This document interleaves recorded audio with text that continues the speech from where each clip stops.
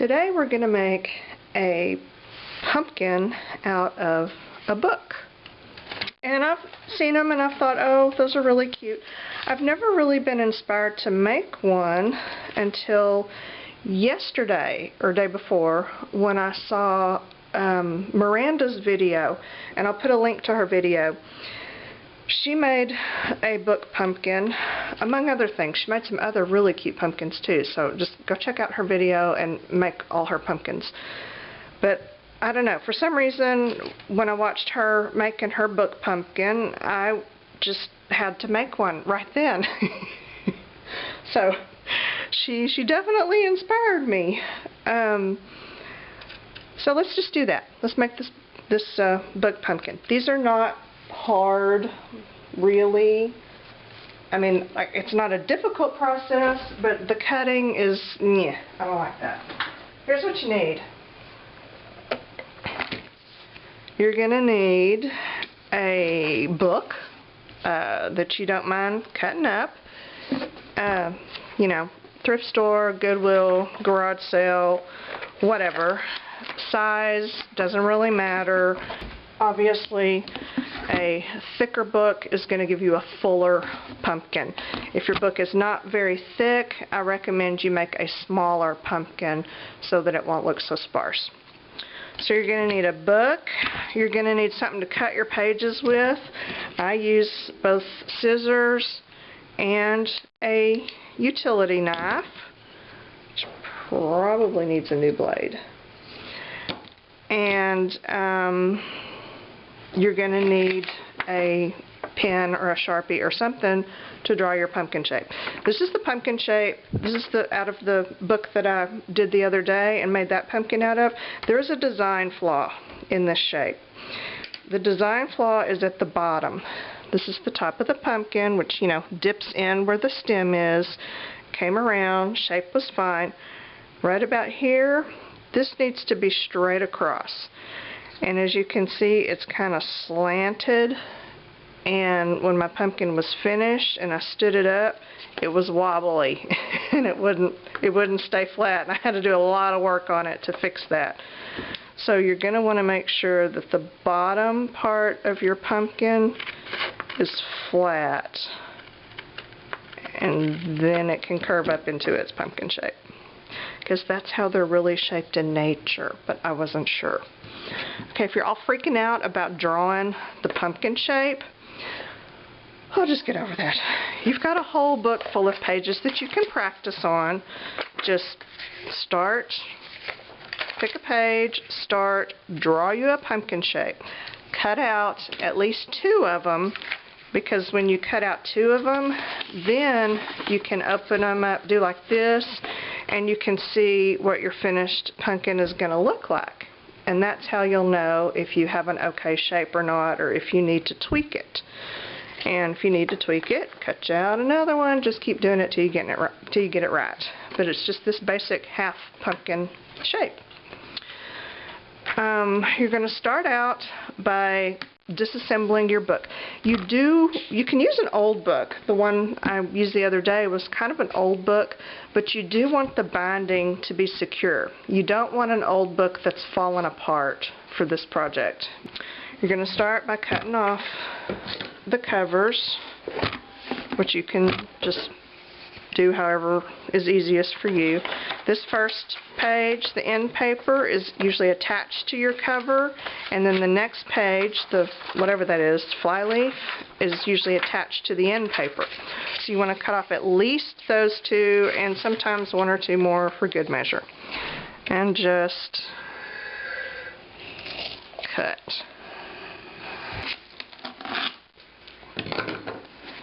Okay. Now, hold on to that, because you'll do something amazing with it at some point. And this one is still securely bound. This glue is like crazy, crazy sturdy glue. And it's all good. This book is, let's see, yeah, it's glue bound completely, whereas the one I did the other day was a sewn binding with glue over it. So, I don't know how this one's going to hold up, but we're going to find out. This is just a there's no sewn signatures, it's just glued. But we're going to see how well it's glued. Okay, so you want to make your pumpkin shape.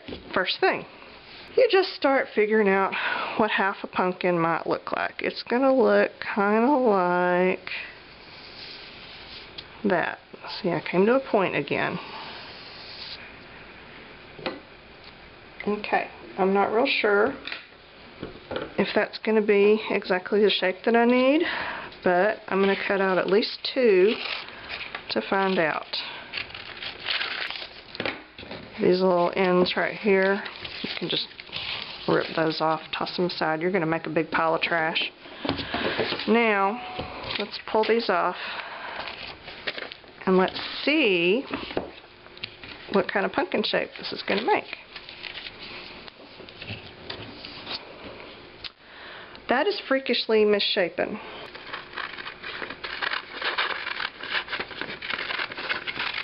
And it doesn't matter that I'm whacking away and making it smaller, because I'll show you what we're going to do.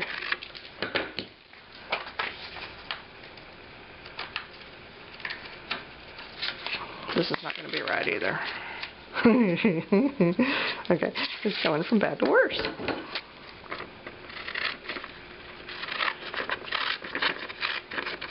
Too big of a blob right there. Okay, let's try this. Does that look like a pumpkin? Oh, that's not too bad, really. I think it needs to be taller, though, because it's a little bit squat. Okay, so what I'm going to do is take this back down here and then do basically the same shape, only taller.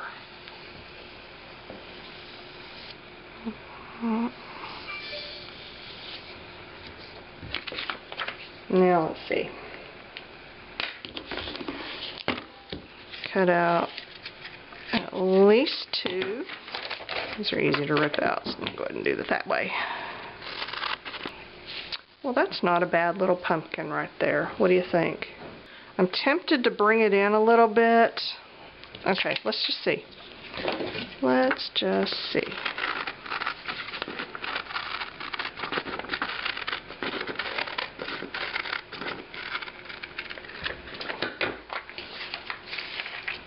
Oh, there we go. That's a good pumpkin right there. Okay.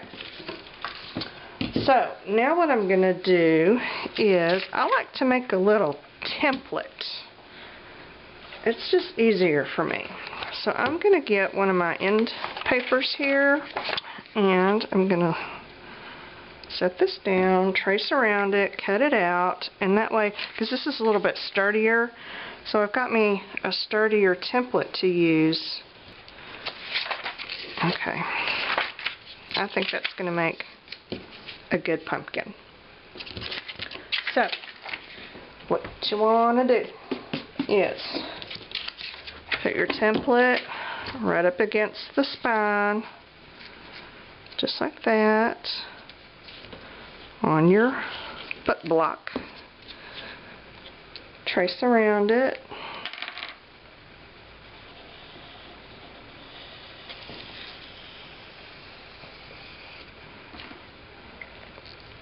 Set this aside.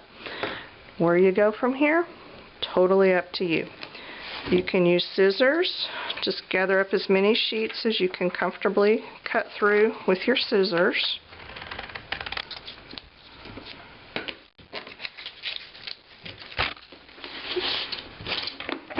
There you go.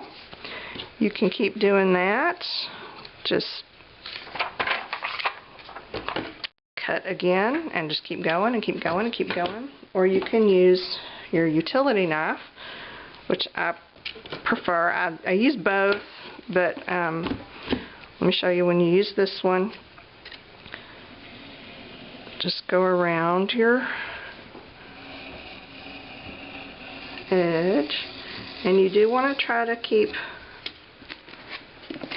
true to your template, because this is going to have a tendency to shift.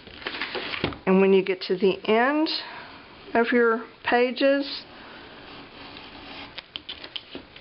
your cutouts at that point may be a completely different size than the ones you started with. And I'll show you how to hopefully avoid that.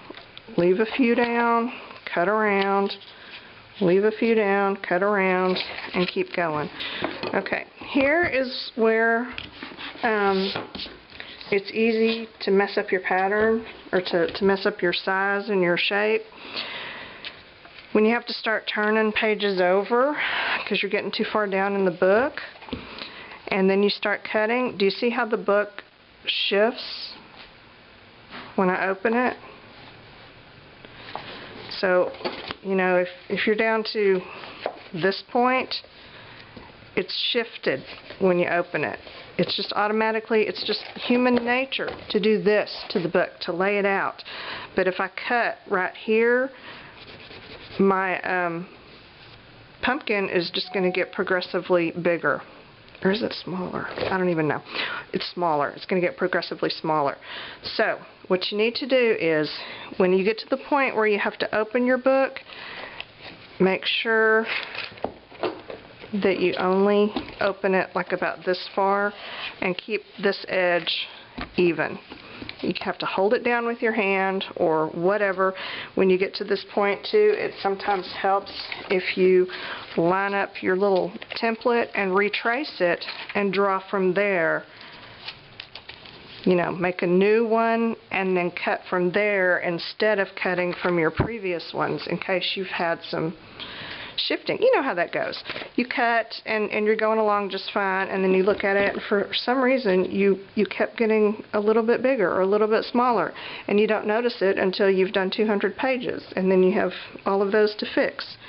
So just go slow, resize up your template every now and then to make sure that you're true to your template, and keep cutting.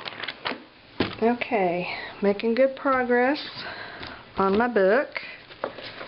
Just slowly working my way through it. It's better if you do repeated shallow cuts rather than trying to push down real hard and get a bunch of pages at one time. Just go over and over and over, because you create a little rut for your knife and it will stay in position better. And ever so often I tear these off, get them out of the way. I will lift my pages up and kind of fan them, and then I can trim off some of my edges. Keep your edges straight. If you cut hair, you're going to be able to do this easy because this will make sense to you. And then you can come along and just trim any loose ends or weirdness that you've got going on. And I really like my edges to be pretty smooth. So when we get through, I'll show you how I do that. We'll go out in the garage and we'll use power tools. I just love any opportunity to use power tools. Okay, I have got my pumpkin all cut out. From this point, what you want to do, oh hey, I didn't cut myself either, so that's good news, but I did go through 4 or 5 blades. You would be surprised how quickly that just cutting paper will dull your blade. So, FYI. Okay, now what I want to do is go through and just take a stack of pages, maybe a 1/4 inch or so, all the way around and break the spine.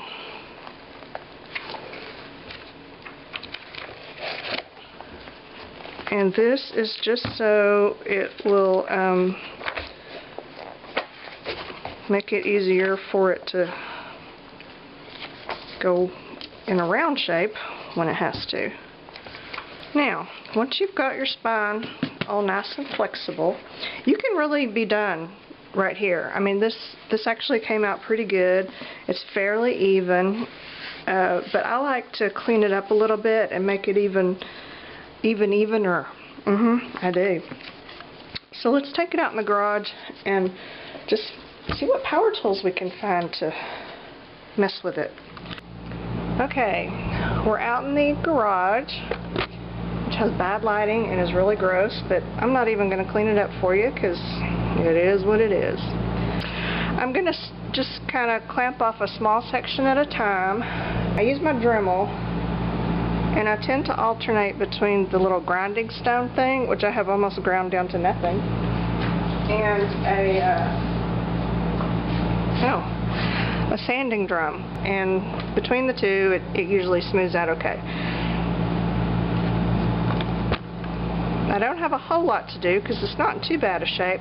But one thing, even if this was like perfectly smooth, I would still do this because what it does, kind of a beneficial side effect, is that it puffs up the edges of your pages, you know, because it's messing with them and it kind of puffs them out, so it makes your pumpkin even fuller. So that's a good thing. And I do wear safety glasses because I think I've mentioned before I've got weird eyeball diseases and I'm very protective of my vision. I may breathe toxic fumes, but I'm not messing with my eyes. We'll start with the grinding stone, and I'm going to put it probably on 4 or 5, and I'm doing my talking now because I don't think you'll be able to hear me over it. Plus the air conditioner's running, and I don't know if you can even hear me over that.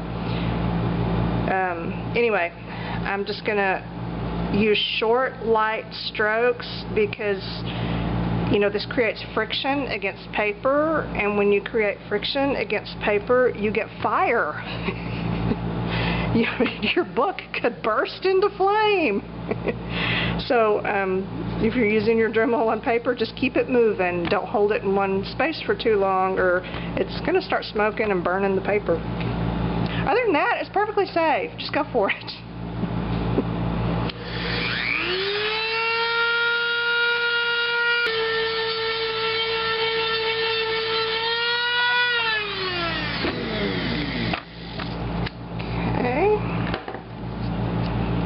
I'm just going to fan this to the side. I don't know if you can tell how it's kind of puffed up right there. Yeah, that's what it does. And I like that. Move down a section and do a little more before I grind right through my grinder.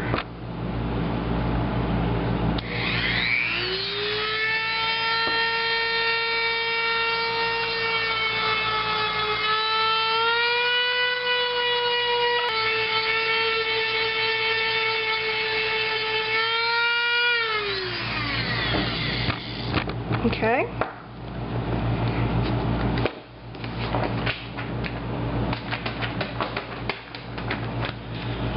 Now I gave it a good once over with the grinder, and it's smoother than it was, but not great. So let's switch to the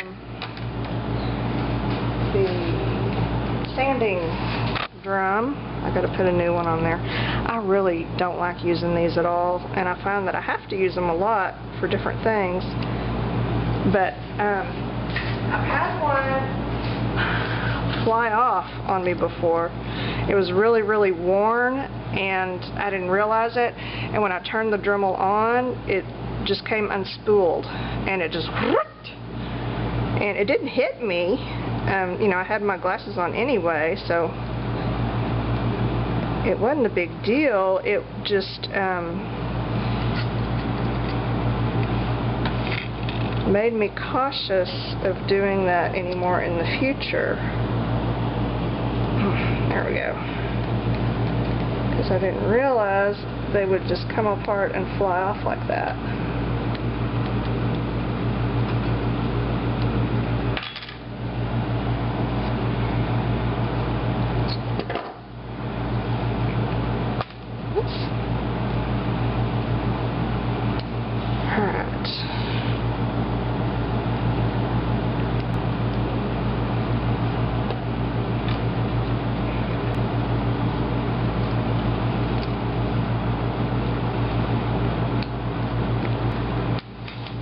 Don't lose it.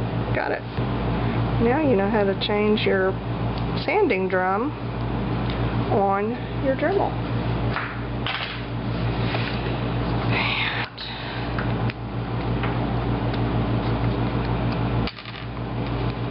Okay, I always like hold it away from me and turn it on just to make sure that it's not going to fly off. I'm all scared of it now. Alright. Reclamp.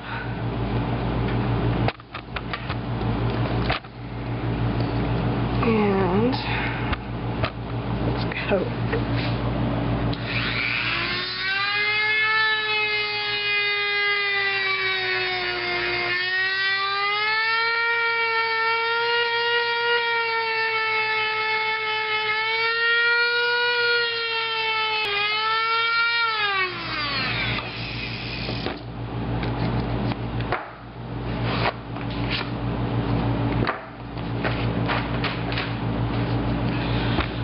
Okay, it's poofing up good now.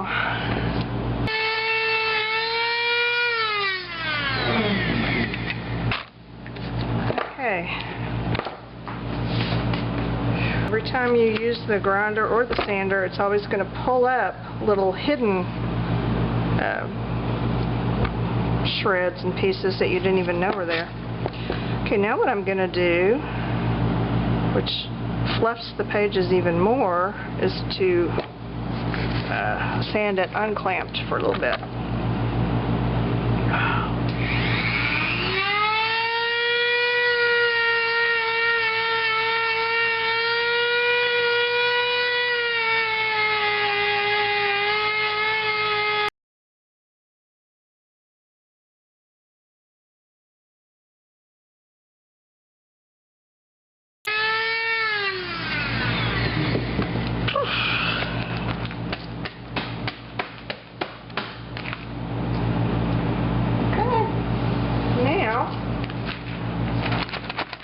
Pages have been roughed up, puffed up, smoothed out, and we're just about ready to turn this into a pumpkin. But what I do at the very end, and what you can do if you don't have a Dremel, is just use some sandpaper, and you can clamp your book or just hold it tight. And I usually wrap it around one of these sanding blocks that doesn't even have any sandpaper on it anymore. It's been kind of sanded smooth. And this is a fine sandpaper, and I'm using it because it's what was laying out. So that was my criteria for choosing it. And then just kind of finish it off.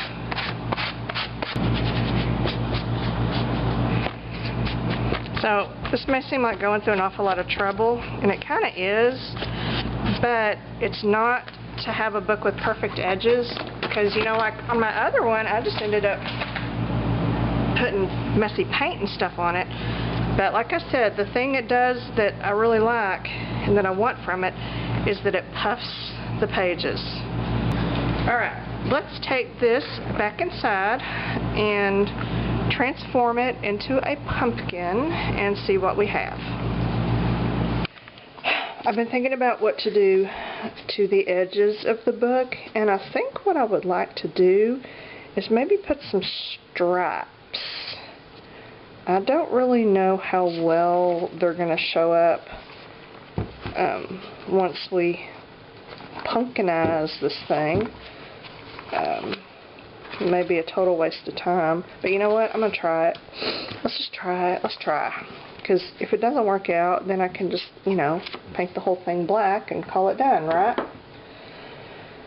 So clamp these together. I'm just going to do a small section at a time, and we will see how this turns out. I'm playing Repair Person Roulette today. The Plumber is supposed to come out sometime between 9 and 11. That was their window that they gave me. You know, that's fine. And it's about 8:30, and I haven't taken a shower yet. So, you know, I'm kind of banking that it's going to be closer to 11 than 9, but it could be 9, so it's like really dangerous because I'm all in my jammies and all. I mean, I'm not indecent or anything, but I'm not really attractive. And I do want to take a shower before they get here, but I've got this all in my brain, so I need to get this out of my brain so I can concentrate on my shower. It's going to take my whole marker.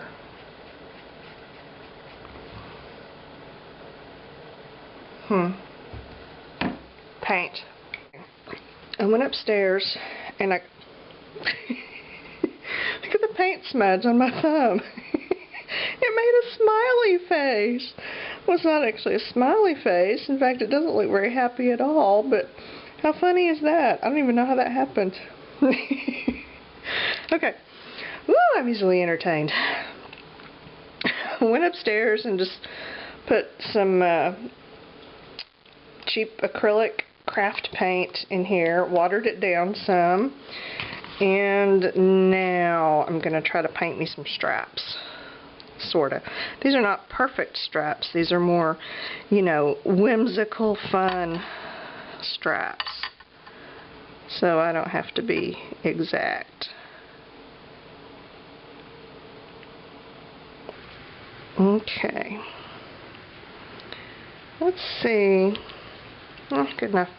Alright, let's see if this is even going to show. Well, I really should let it dry, shouldn't I? I'm so impatient about these things. I'm going to go hit it with the heat gun. I'll be back. Okay, here's what I learned. Number 1. I cannot paint 2 simple stripes without covering myself in paint. I just don't know how that happened. You would think with 2 little stripes I wouldn't get any on me, but no, I've got it everywhere. Another thing I learned, okay, since these edges were so roughed up and absorbent, the paint bled a lot more than I thought. So I really should have used that skinnier brush that I had in my hand and then put back, because I thought, no, it'll be too skinny, the straps won't show. That probably would have been just right because of the bleeding. These have expanded somewhat. And it also may be due to the fact that I don't have a good way to clamp the whole thing down even and keep it clamped. You know, if I could keep it clamped, then my straps might probably not have bled quite so much. But, so, okay, anyway. So it's not like, oh no, it's ruined. Oh no, not at all. This is still good, because even though, you know, when you open it, you really can't see the strap effect. But I really like the black edges. So what do? Well, we just paint the rest of it black. And I'm not going to worry with clamping it, because I do want it to bleed into the page a little bit at least, because I like that look. I just reached up and itched my nose. Oh gosh. Okay, note to self, look in the mirror before you answer the door if the plumber shows up. I'm willing to bet I have black on my nose.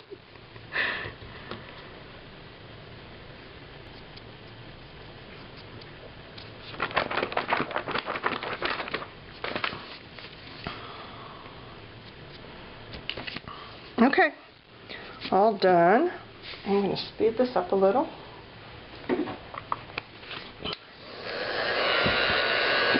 Whoops, heat it with the heat gun. And if you're wondering, I use about a 20-year-old Weller. Best heat gun ever.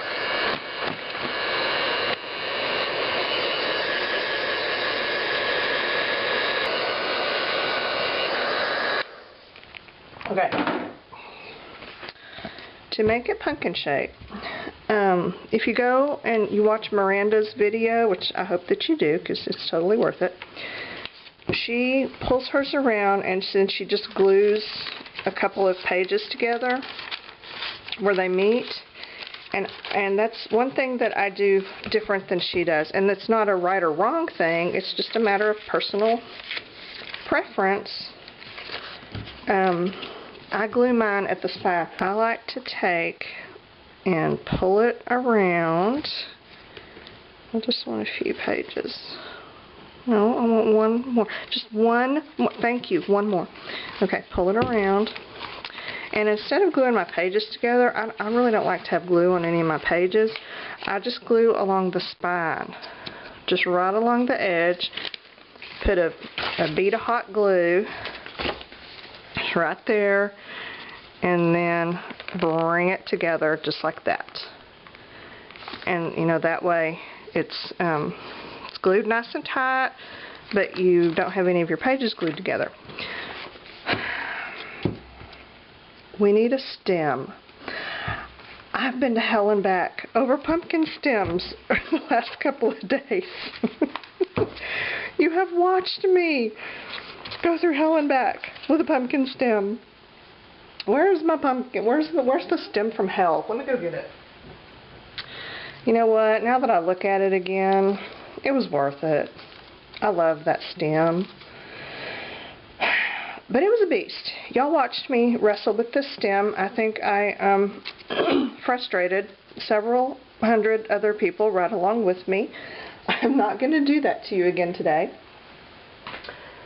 I'm going to frustrate you in a different way. I made a stem, but I'm not going to show you how because it was even worse than that paper one. I thought, you know, in my little brain was saying, okay, the paper one, it's doable, but it needs practice, and I did, in my head, come up with a better way to do it. I haven't just actually done it with paper yet. I'll have to experiment with that. But I thought I would rather maybe try something different, because my inspiration stem right here, you know, was made out of wire. And this is not a handmade thing. This is a manufactured thing, and it's just got loopy wires, and I don't even know. It's not something I can replicate exactly, but I wouldn't want to. I was trying to make something similar.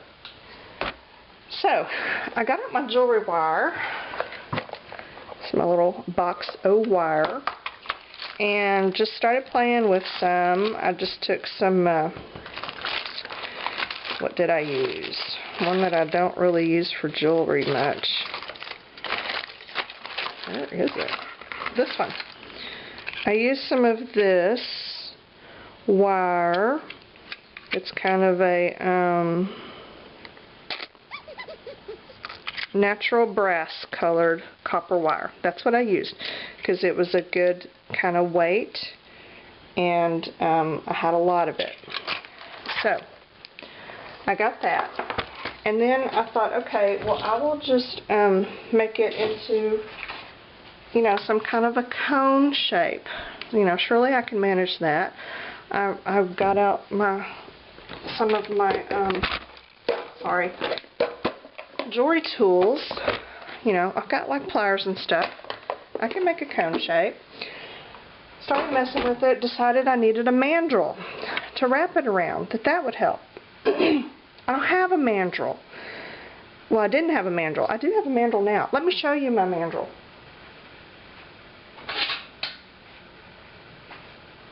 This is my jewelry mandrel.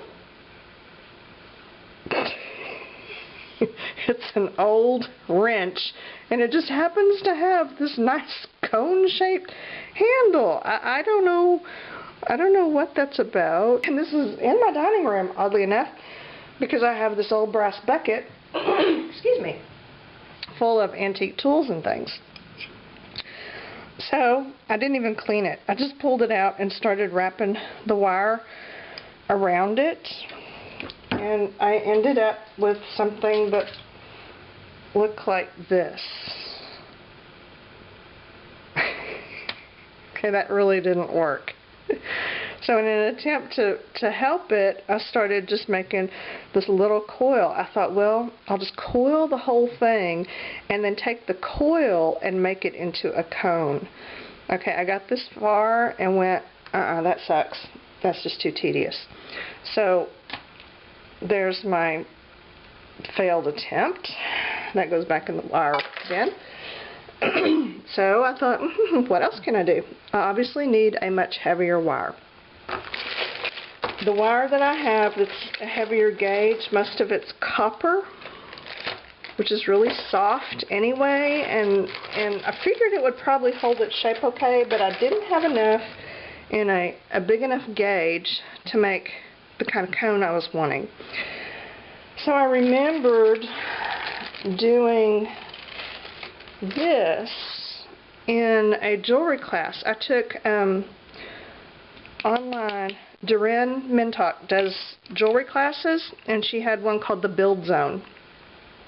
And it was really just kind of basic jewelry making, wire working class. I took that class about a year ago, I guess. And in that class we made some, you probably can't see this worth a darn, but it's twisted wire. This has 3 wires together, a black, a steel wire, black coated wire, a steel wire, and then a copper wire. You take, here's what you do. I've got some scraps here. You just take whatever wires you want to twist. There's different ways to do this, and there's even a little thing that you can buy to do it. Don't buy a wire twisting machine. I mean, seriously, you really need, oh crap, the Plumber. Okay, gotta go. Okay, Plumber has been dealt with.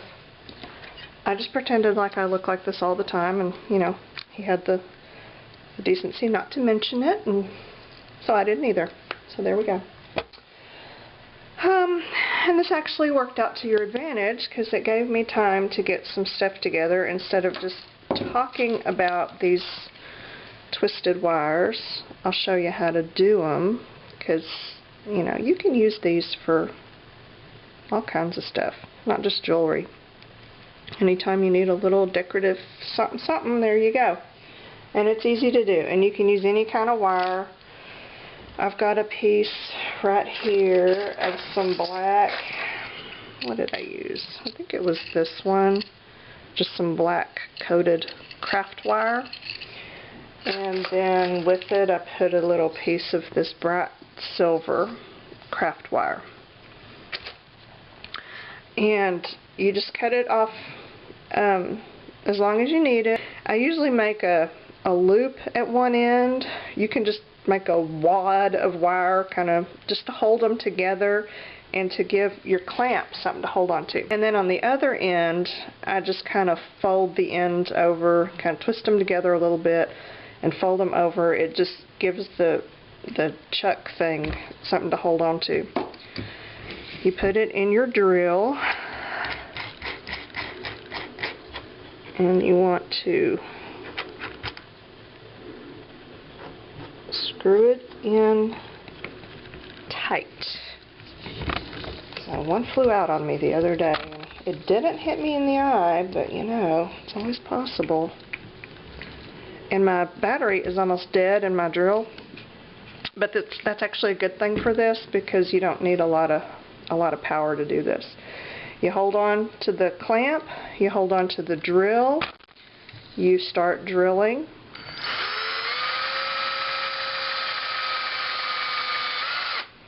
And you can see that it's starting to twist, right? Can you see? I forgot where I focused. I think right here. And if that's enough twisty for you, you can stop right there, or you can twist some more.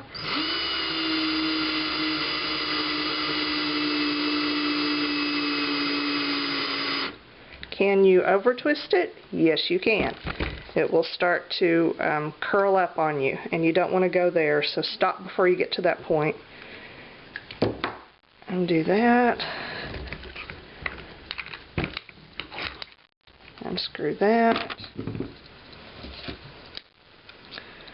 Snip off these ends.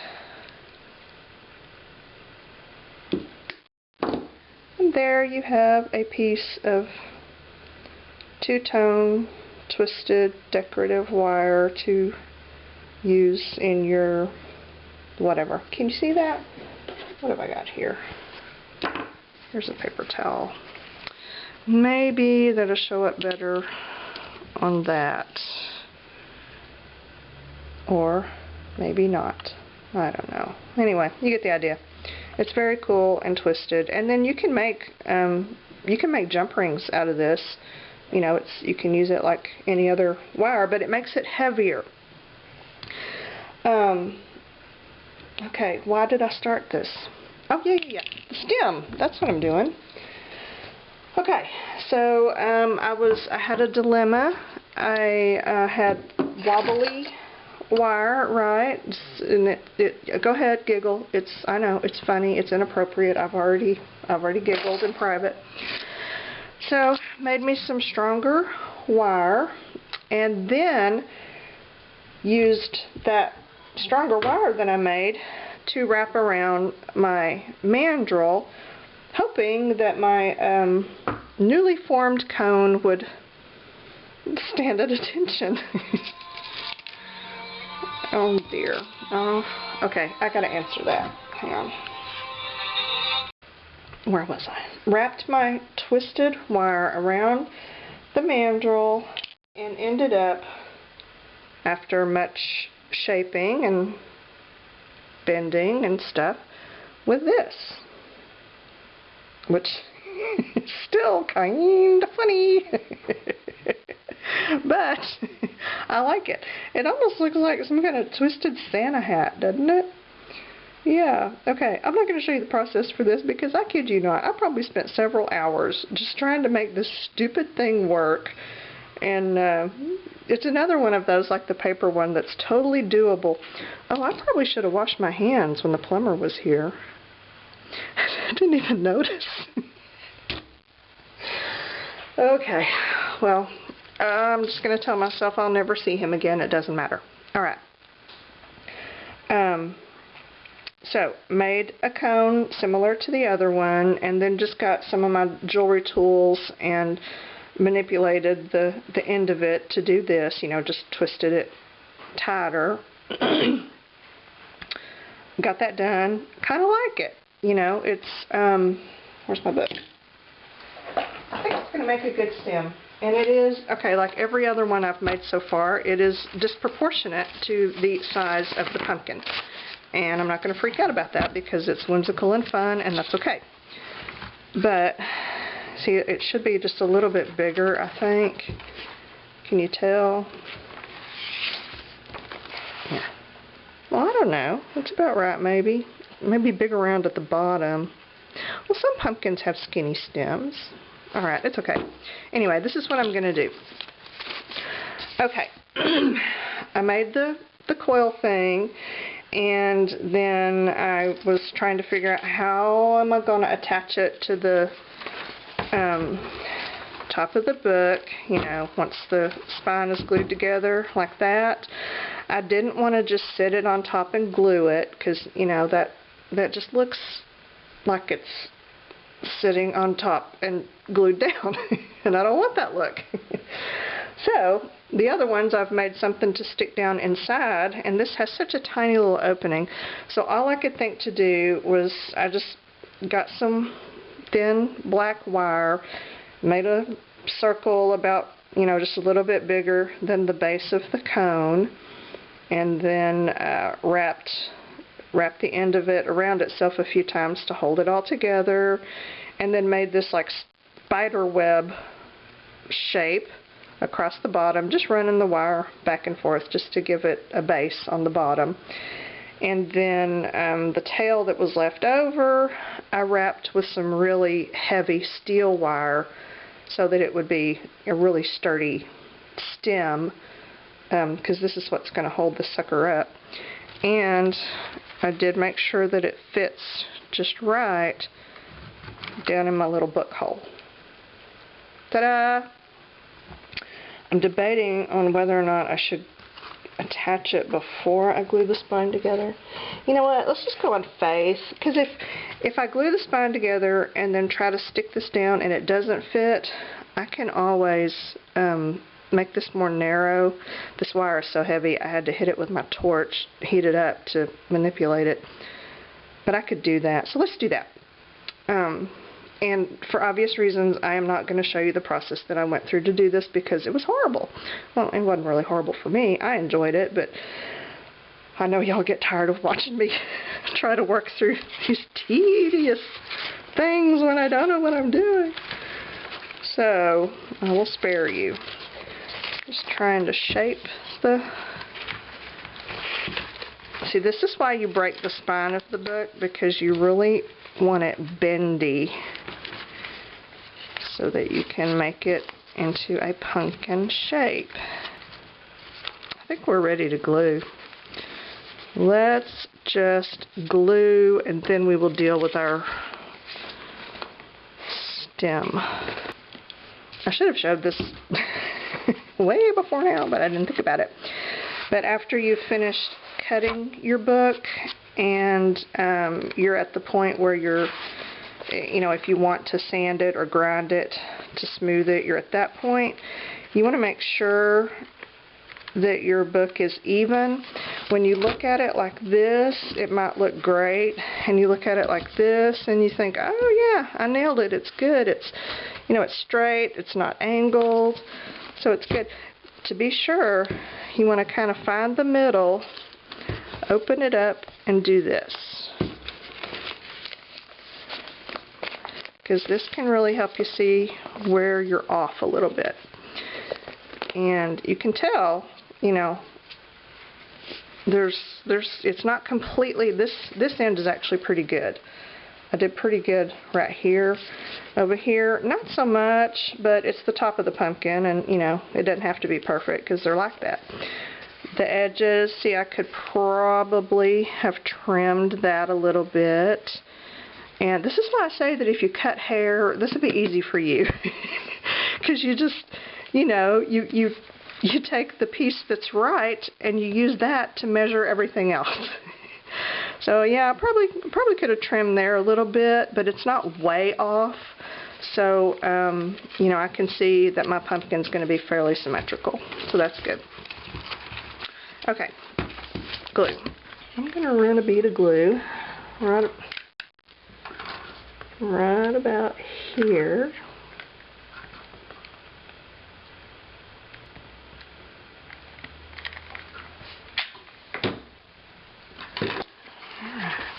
Bring these together.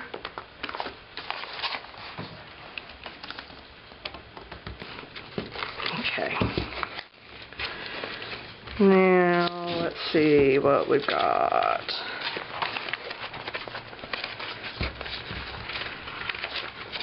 And before I even mess with my top, I'm going to shape this.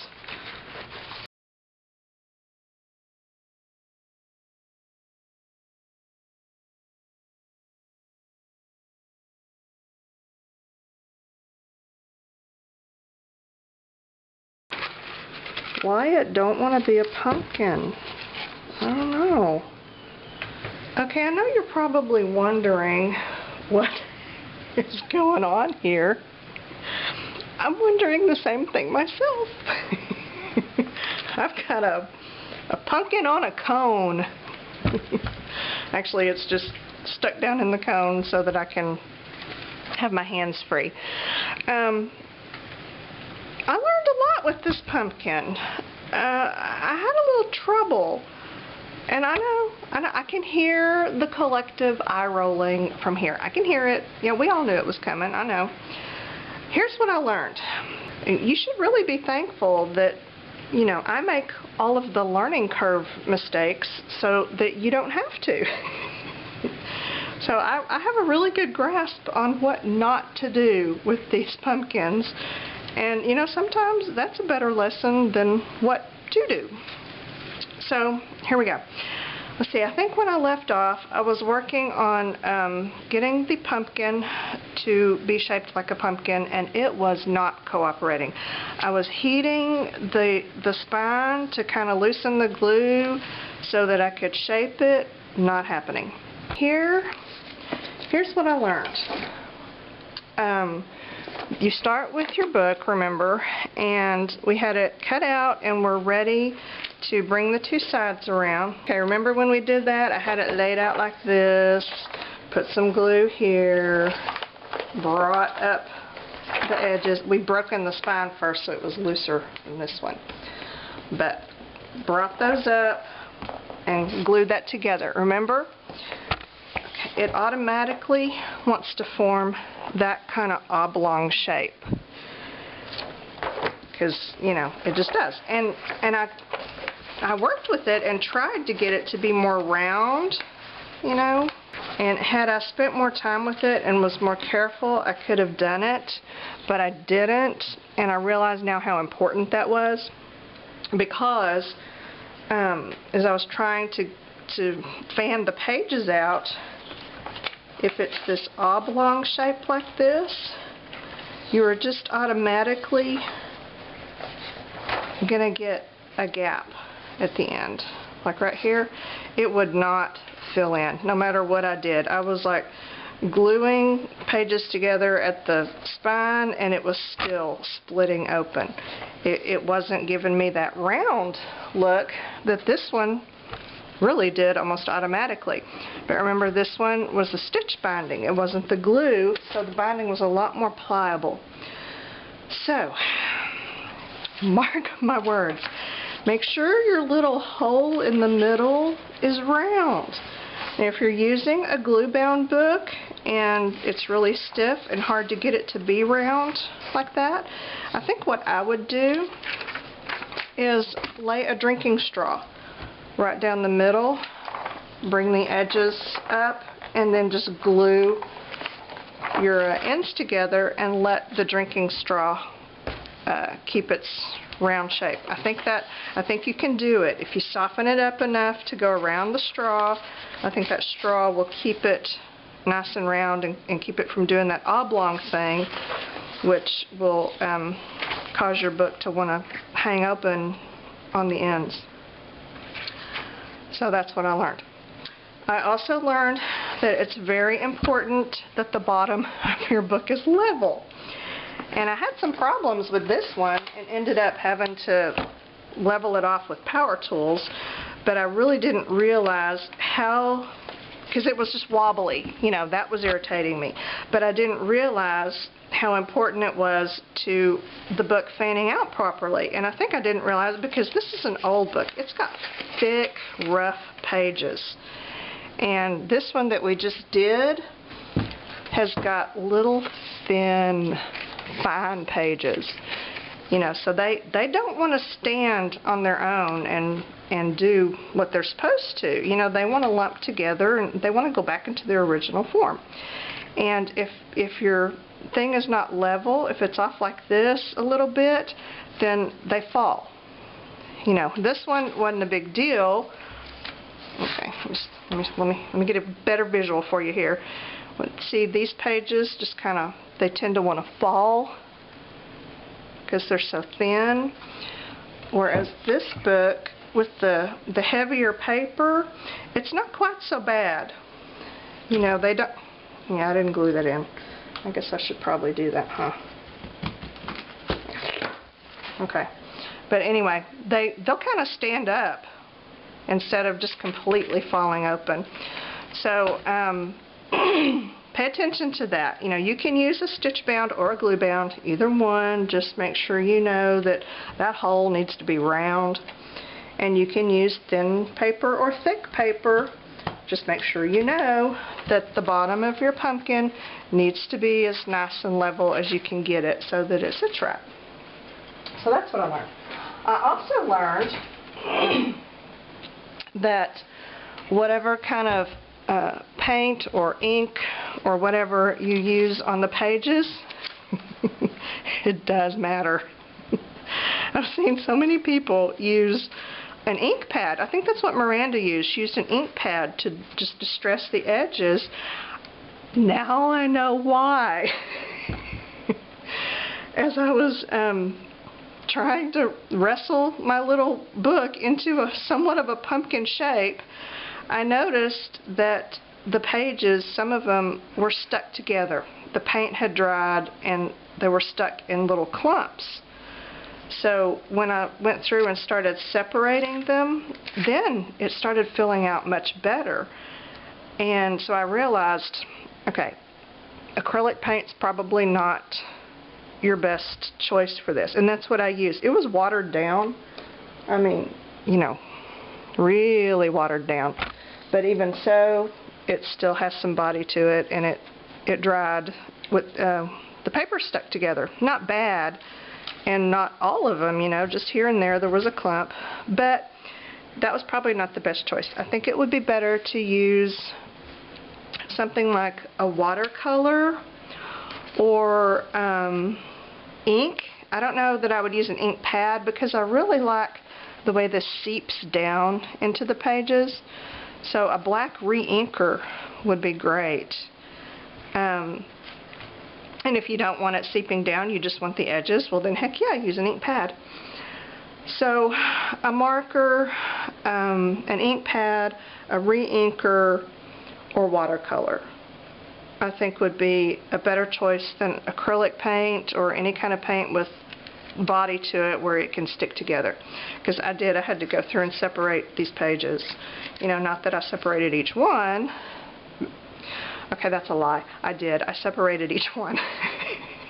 But I just wanted to make sure that it had a chance to be a pumpkin. And it's good now. And see, there's still little gaps here and there. They're just naturally going to happen. And I just have to live with that. Because, you know, it shouldn't be perfect. Okay, so why is the skewer in here? Because, as you know, I had already glued it together with the little oblong shape, and so I just stabbed this is the skewer I used to make paper beads, stabbed it down in there to try to force it to be a little bit more round. And I heated it with the glue gun because I didn't want to completely unglue it, but just loosen it enough to get the skewer in there. And then I was messing with it, and I had been, you know, twirling it around so it wouldn't get stuck. And then I quit twirling it, and so now it's stuck. It's like glued in there. So I'm at the point now where if I heat it up to pull the skewer out, then I'm not going to be able to make sure that this stays in a round shape as the glue cools. It could go back into its oblong shape.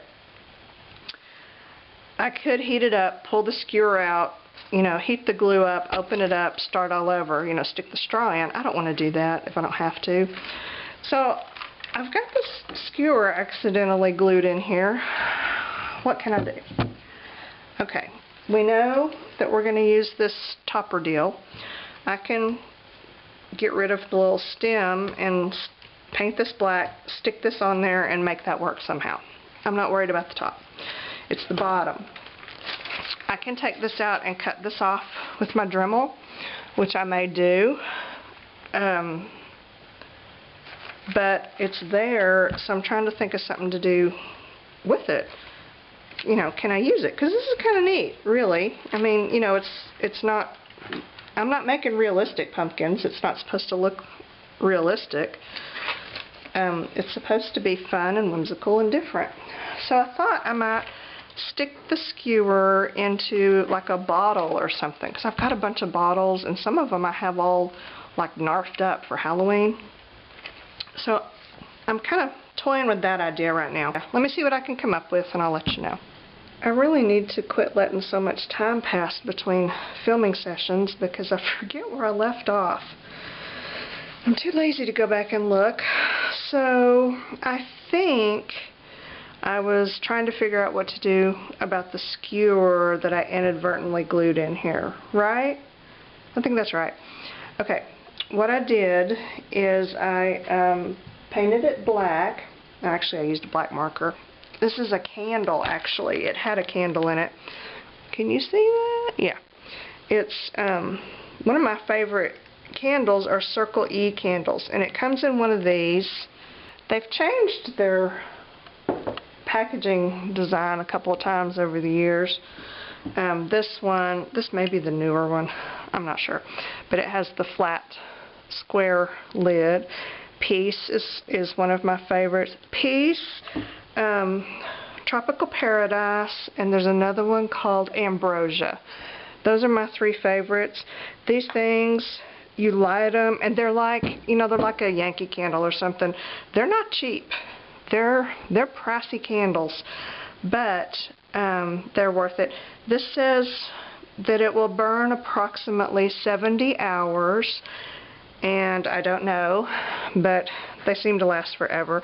The thing I like about them is I like their choice of scents. They have really good scents, but they're strong.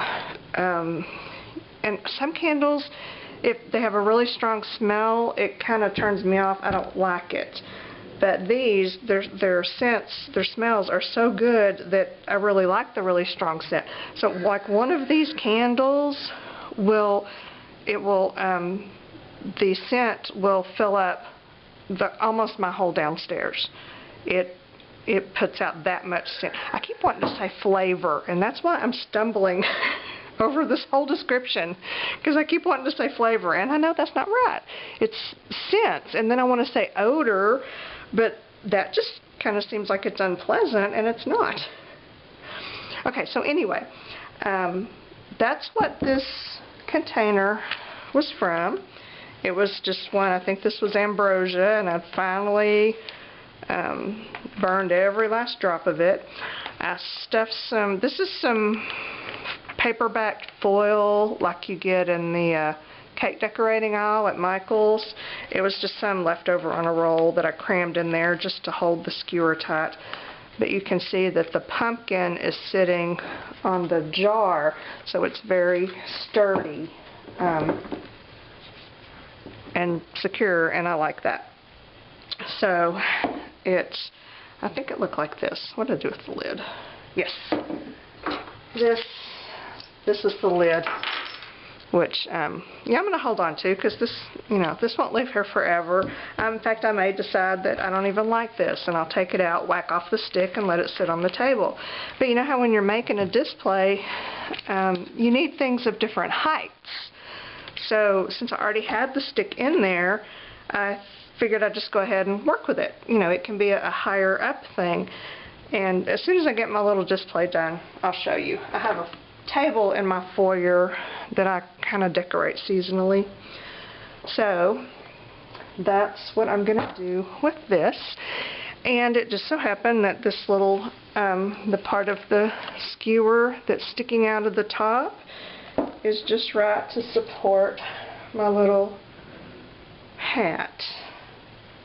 I mean, stem.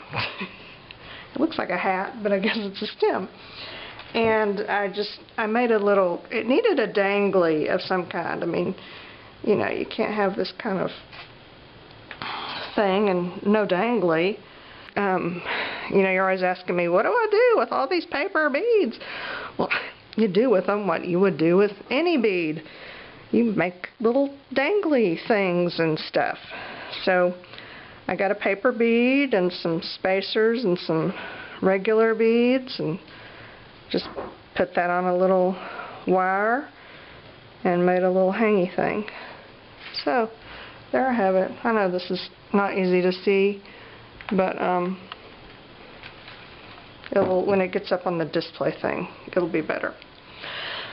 So let's call this done. I have one more book, coverless book, that I think I'm going to do this to, if I have the energy, because I want to explore one more option.